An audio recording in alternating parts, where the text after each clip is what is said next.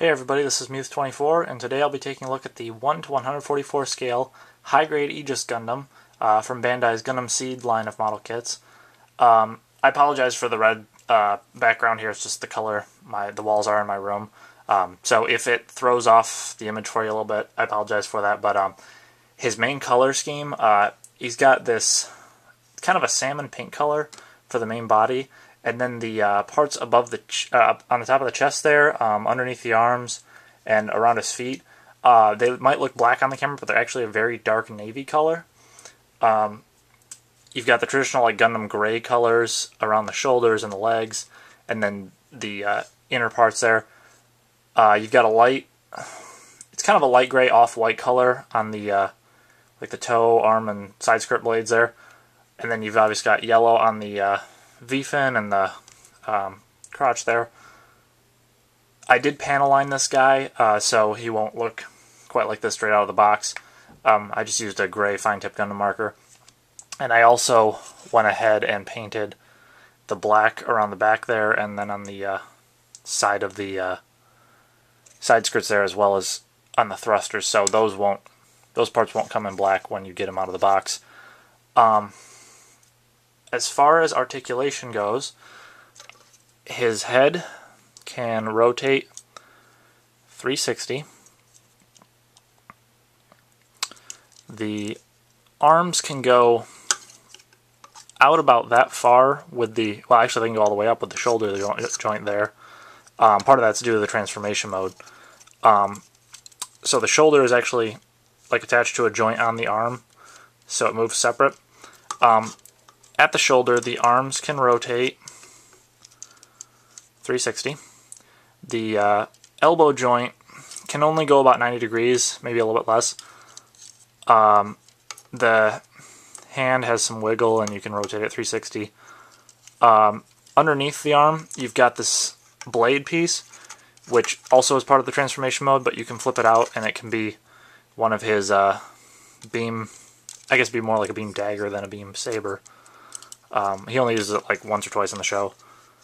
The side skirts, move his arm out of the way there, there's kind of a double hinge mechanism in there, and you can move it up and down, and you know, with the arm out of the way you can rotate it 360, although I don't know exactly why you would have to, but you can.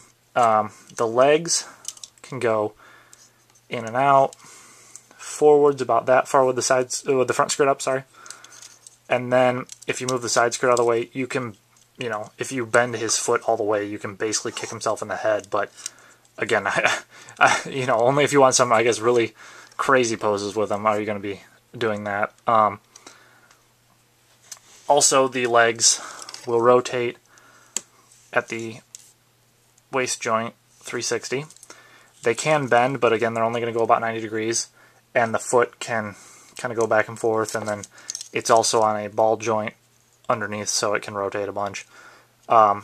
This blade can move, but it's also just part of the transformation mode, so it's not really meant to, but you can. This guy does come with a couple stickers, not very many. He's got, stand up again. He's got one blue one in the top camera there, and then he's got, obviously, the eye stickers. And with any high-grade kit, I really don't like putting the eye stickers in. I think they're a pain in the butt. The 00 kits and newer stuff have definitely gotten better with that. It's not as big of a hassle to put them in because they actually put some more sticker material that you can like basically curve it all the way around the head, and just instead of just trying to line it up with the eye pieces there. So, you know, I'm not a huge fan of those stickers, but what are you going to do? He does come with a couple of accessories. You've got the shield here. Follows basically the same color scheme as he does. I did panel line this as well. And you can just pop it into the socket on his arm there. Holds pretty well. He also comes with a rifle, and it's a pretty long rifle. The only problem with this rifle is that he only comes with open fist hands. He doesn't come with trigger finger hands. So when you try and put it in here, and again, there's no like trigger guard for the rifle either, so that doesn't help out a whole lot. It's kind of loose, and it doesn't really like to stay all that much. Like, it just tries to fall forward. But if you want to, you can flip the handle out for the peg and pop it in the side, in the socket on the other arm. I don't personally like the way that looks very much, but you can do it if you want to. Also, you can pop the rifle and the shield out and stick them in the socket on the side skirts there, which is more for when he's in his mobile armor transformation, but you can have him like that in his mobile suit mode too if you wanted. Now, as far as the transformation mode goes, I'm going to try and fit this in the time limit I have. If it has to be 2 parts, though, I will cut it and make a second part. First off, you're going to take his arms and spin them so that the socket is facing forwards, and you're also going to have to pull the hands out of the sockets. Sometimes I just leave them in for the heck of it, but you're supposed to pull them out. So you want it like flush like that. Do that to the other side as well. I apologize if it goes off the camera a little bit. It's just easier for me to do that. I'll show, each step, but just most of the time it's do the same thing to the other side. Then you're going to take the back area and pull until you hear it like snap there. Obviously not until something breaks, but then you're going to flip this piece upwards and pull this back and out and keep pushing this forwards until his face kind of folds into the back there. Then flip that all the way around. And now there's, like, these are loose in the back, so you pull them out of, there's a little peg there that locks in. You can pull them backwards so that you can fold the arms down and back and pull the chest piece forward. And now you can rotate these up and, whoops, mine popped out. I've transformed this guy quite a few times and I've had him for like a year now, so his joints are a little bit looser than what you'd get right out of the box. And the side skirts, you're just going to spin them sideways like that. And the legs, you're going to do something similar. You're going to rotate them so they face backwards. Then flip the feet in like that. Show you better on this one. And then kind of bend them upwards and bring everything kind of pointed towards the middle.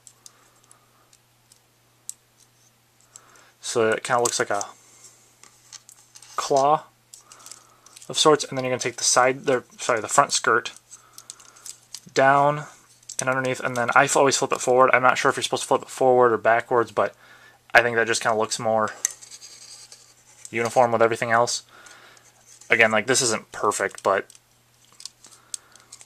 it's pretty close to what it's supposed to look like. You can also push all of his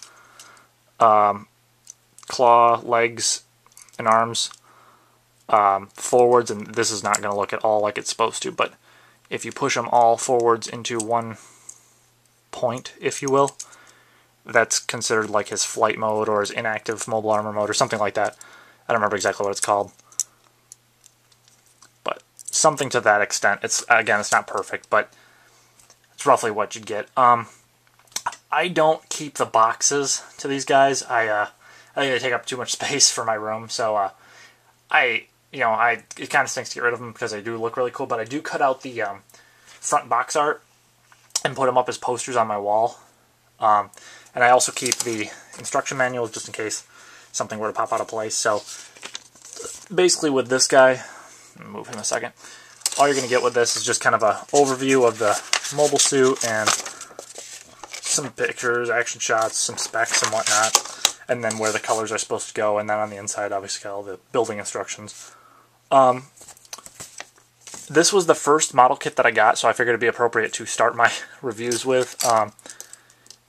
I really like it. I would definitely recommend this. It's got a lot of posability to it. It's got the transformation mode, so you're not just stuck with a single mobile suit. So yeah, I'd say this is a great find if you can find it. It's not that expensive. I think I paid like $13 for it, so with that, I am going to say I will see you guys next time.